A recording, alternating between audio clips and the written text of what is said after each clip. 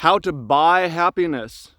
In this video, we're going to talk about some principles for how to put your money to work for you to increase your happiness, blow up some myths on, oh, money, you can't buy happiness, or money makes you, it doesn't matter. That is things that people tell you because they're broke, or because they don't know how to spend their money to be happy, or because they want you to stay poor. They don't really want to see you rise up. But I mean, it's obvious. Maybe money doesn't buy everything, but poverty buys nothing. There's no reason to be broke. And if you're tactical with how you spend your money, then you can really improve and change your life. So I don't have the books with me, but the books that I'm referencing here are The Blue Zones of Happiness and Die with Zero. Blue Zones of Happiness by Dan Buettner, Die with Zero by Bill Perkins. So if that sounds interesting to you, if you have some money or you're not sure, like, if I had $1 million, what would I do with it? Then this video is going to help you out a lot, because it helps to begin with the end in mind. Because if you don't know how you can use money to make you happy, then you may design yourself a life that you can't really use the money even once you have it. So people get stuck, and they get stuck in their obligations and in their lifestyle. And in that case, the money doesn't always change things for them. So it's good to start sort of with an end in mind. So I'm going to share a couple things that was working for me based on principles that I learned from Blue Zones of Happiness and from Bill Perkins, and also from Tai Lopez. I want to shout him out. I think I saw a video from one of his courses a while back where it was like how to spend money to increase your happiness. And wow, it's really, people don't really talk about this. They say money doesn't increase happiness, or money does. They don't talk about how. So in this video, I'm going to tell you how. So first, Blue Zones of Happiness. One of the things it found is that having a dog improves your happiness.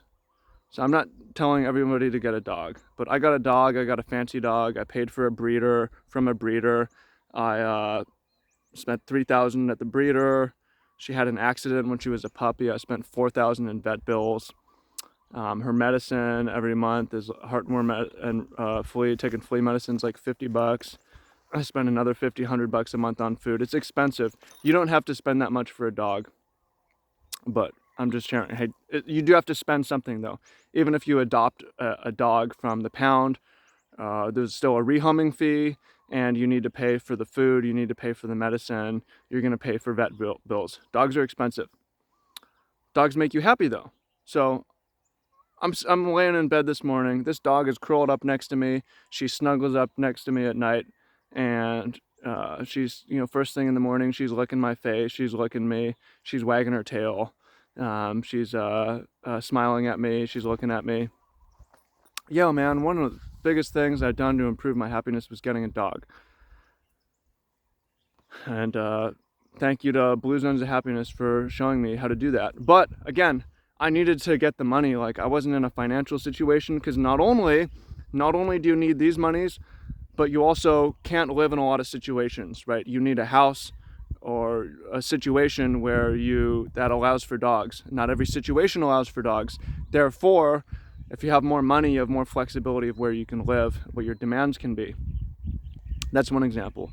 Another example, this is from both Tai Lopez and from Bill Perkins, but I remember Tai Lopez saying one of the first things he did, one of the things that really improved his happiness was spending money to have people come visit him. So that's something I'm doing more of, which is really helping out a lot. And I live in Hawaii. A lot of people want to visit here, but a lot of my friends are not here. So for instance, end of this month, start of next month, my mom and my brother are coming out here, and I'm paying for their housing. I'm basically going to pay for everything. I'm going to spend the money to make it easier. And my mom's like, well, I don't have the money. Well, I'll pay. Don't worry about it, right? And then I have a friend in January who's hopefully going to come out, and I'm going to also pay for hosting him. That's a great use of money, for experience, for seeing old friends, for seeing family, getting memories, and bringing people together. And that's also a lot of what Bill Perkins' Die with Zero is about. Is about bringing people together and having experiences, and how that can boost your happiness. And all this is true. All this is true and more, but yeah, there's a lot of things. Like, obviously it's going to take stress off your plate. Another thing is, with the increase in my financial standing, is it's allowing me to be more flexible in my schedule and take on more exciting work without worrying about the money. Make some changes, have more time to read, have more time to sleep and take naps. Also increasing my happiness, right? Not working is boring and is going to make you depressed, but having the freedom to choose the work that you want to do, say yes to this and no to this, will make you happier. And the more financial standing, the easier that is, the better that's going to go for you. So it is there's many things you can do with money to improve your happiness, and improving the food that you're eating higher quality food. Maybe that's going out to more restaurants. Maybe that's just buying higher quality ingredients. But there's maybe for you it's traveling and going and visiting people. It could be helping to keep reduce the stress of close family members. Point is, though, that yes, money is going to make you happier, especially if you're strategic about how you do it.